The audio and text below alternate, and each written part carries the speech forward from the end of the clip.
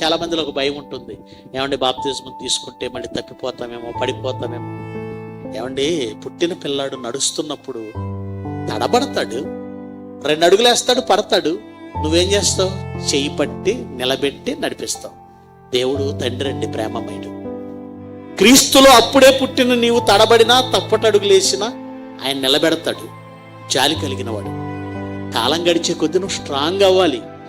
ఏదో అడుగులు వేసేటప్పుడు తడబడతాడు, 10 ఏళ్ళు అయిన తర్వాత కూడా తడబడుతున్నాడు అంటే అది రోగం అన్నమాట. నడక నేర్చుకునేటప్పుడు ఎవరైనా తడబడతారండి. బాప్తిజం తీసుకున్న క్రొత్తలో పొరపాట్లు జరుగుతాయి, అంత మాత్రాన దేవుడు విడిచిపెట్టడు, ఆయన ప్రేమమయుడు. కనుక వాళ్ళెవరో దేవుడిలోకి వచ్చి సరిగా బ్రతకలేదు, వాళ్ళు తప్పిపోయారు. వాళ్ళని చూసి మేము కూడా తప్పిపోతామేమో అని బాప్తిజం తీసుకోకుండా జీవితం అంతా అలా ఎదురు చూసేవాళ్ళు ఉంటారు చాలామంది. అది తప్పే. వాళ్ళెవరో తప్పిపోతే నువ్వు తప్పిపోవాలని ఉందా? దేవుడి కోసం వాళ్ళెవరో బ్రతకలేదు, ఫెయిల్ అయ్యారు. నువ్వు కూడా ఫెయిల్ అవ్వాలని గ్యారంటీ ఉందా? వాక్యంతో ఎల్లప్పుడూ దేవుని కోసం ఆలోచిస్తే మనం మార్గం